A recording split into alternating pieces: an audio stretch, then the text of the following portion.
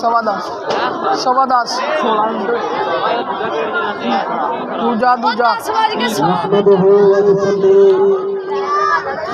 व नुसल्लिमु अला रसूलिहिल करीम अम्मा बाद फ़अऊज़ु बिल्लाहि मिनश शैतानिर रजीम बिस्मिल्लाहिर रहमानिर रहीम قال الله تبارك وتعالى في الكلام المجيد إنما المؤمنون إخوة صدق الله العظيم وصدق رسوله النبي الكريم الأمين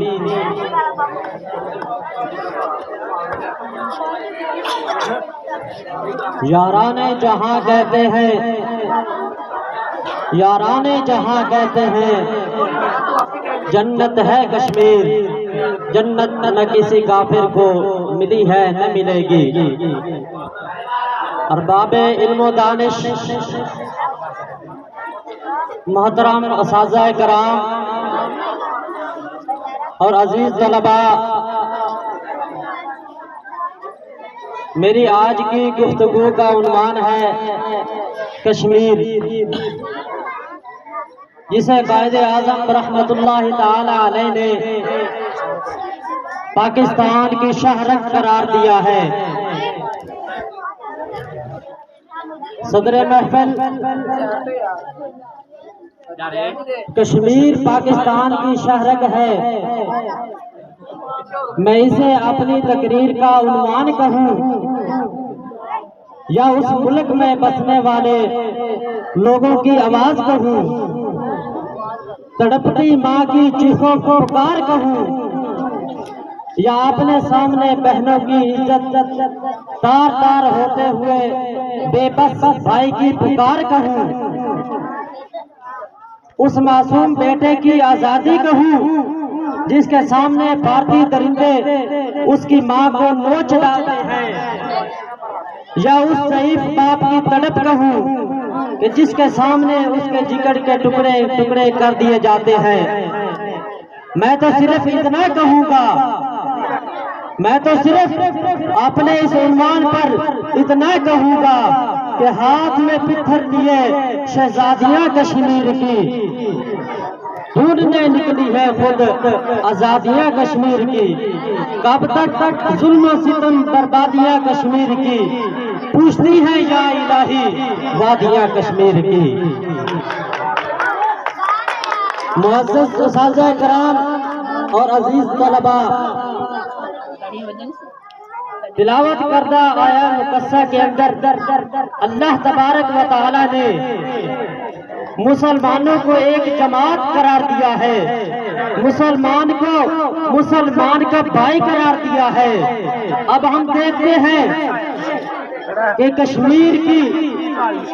کل آبادی تقریباً 1 کروڑ ہے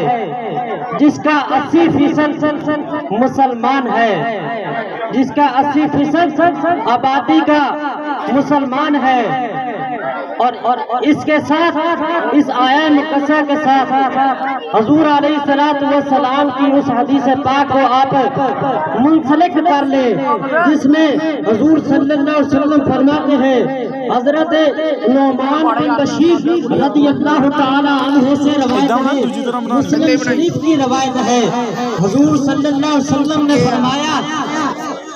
کہ مسلمان ایک جسم کی مانند ہے مسلمان ایک جسم کی مانند ہے کہ جس کا ایک حرف جس کا کوئی بھی عضو اگر تکلیف میں ہو تو سارا جسم درد میں اور تکلیف میں مبتلا ہو جاتا ہے معزز اساتذہ کرام اور عزیز طلباء محترم سامعین کرام اب اس آیہ مقدسہ حضور علیہ السلام کی اس حدیث پاک اور فرمان قائد اعظم کی روشنی میں صرف اتنا کہنا چاہتا ہوں میں کہنے میں یہ حق بجانب ہوں کہ پاکستان اور کشمیر ایک ہے پاکستان اور کشمیر ایک ہے کیونکہ ان کا مذہب ایک ہے ان کا خدا ایک ہے ان کا رسول ایک ہے ان کا قرآن ایک ہے اور ان کا مذہب ایک ہے اور سب سے بڑھ کر ان کا جغرافیہ ایک ہے۔ معزز اساتذہ کرام اور معزز سامعین کرام، میں اپنی گفتگو کا اختتام ان کلمات، ان دعائیہ کلمات پر کرنا چاہتا ہوں۔ شاعر کہتا ہے کہ اے خدایا توڑ دے، اے خدایا توڑ دے اب ظلم و ستم کی زنجیر کو، دے میرے مولا آزادی اب وادی کشمیر کو۔ السلام۔